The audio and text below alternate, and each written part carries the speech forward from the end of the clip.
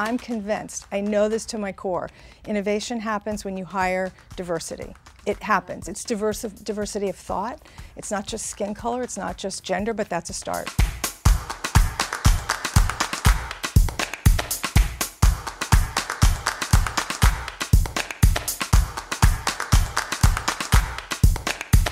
Welcome, Beth Comstock. Great to have you with me. Thanks, Tina. Thanks for having me. So you are Vice Chair of GE with an enormous portfolio. I describe my job as focusing on what's next and what's new. It's a lot of trying to find out new discoveries, where the market's going. It's hard to put in one box, and people often say, I don't quite get what you do. And it really is about incubating and finding what's next and what's new. You have a reputation for investing in startups led by women. In your experience talking to these women entrepreneurs, have they found it much harder to raise capital than men do? Yeah, I think the women founders I know have found it a lot harder to raise capital. And there's a number of reasons for it. I think the good news is you're seeing more people step up and say, I'm going to invest in women. I've tried to do that personally. So you've doubled the number of female tech executives, and you're very aggressive about hiring female engineers. Is it a misconception that there just isn't a big enough STEM pipeline? I think there are not enough of them, is really it. And companies and institutions have to do more to seed that. It starts earlier in the pipeline. More women, more girls in school programs. We've been seeding STEM education earlier, back through middle school, through secondary. So that's important. I think it's important to give young women role models so they can see, hey, here's a woman who's doing it, follow me. The education system is in no way training school leavers to have these skills. Right, so parents want to know, how do I steer my kid for a job for the future? I know increasingly we're trying to do more earlier with kids in robotics, in STEM, in 3D printing, things like hackathons, challenges that are open to anyone in the world.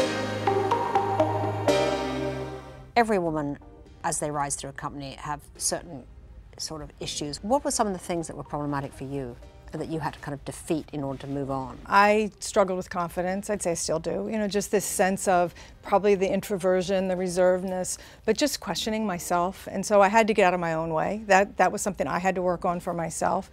And also just being heard and putting myself out there. And so one fed the other. If I didn't put myself out there, no one could hear what I was saying. Were there mentors or people that helped you get out of your own way? There were a ton of mentors, and I'd say that's probably what I had to learn to do, is ask for help.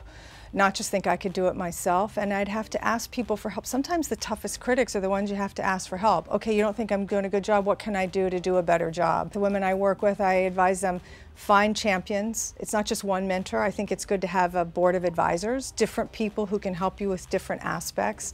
Ask your critics, your biggest critics, just say, how can I make this better? Well, the Rockefeller Foundation commissioned a pretty interesting study recently that found that women leaders are more likely to be blamed in times of crisis than their male counterparts. Do you think there is a harsher standard in judging women at work?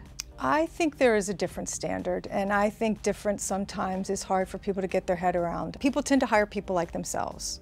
It's just human nature, and we have to fight against it. Make sure, do you have enough women in the pipeline? Okay, you mean to tell me the candidates only have are men? That's not possible.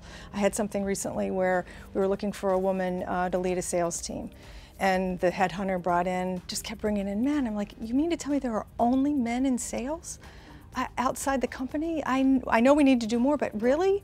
No, until you can bring some more women back here, we're not going to talk to these people. We have to have the right mix. So you need to say that, and I think it takes more time.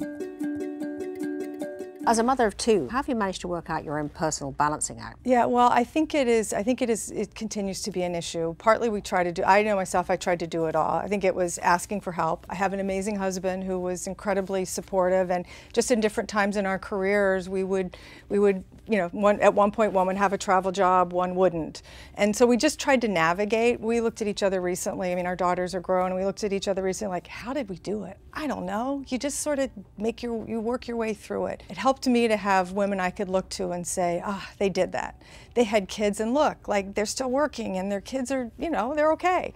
Do you think that a female CEO has a particular responsibility to grow the woman pipeline more so than a male CEO? I think a female CEO has a responsibility for getting the most diverse minds and people they can around the table and running their different organizations. They're going to keep up with the markets they serve, their customers. They have to represent the world they live in. First of all, find a path that's something you are good at and that you think you have a real passion for. We have this community within GE called foamers. They foam at the mouth because they love trains. So if you're a foamer, you love trains.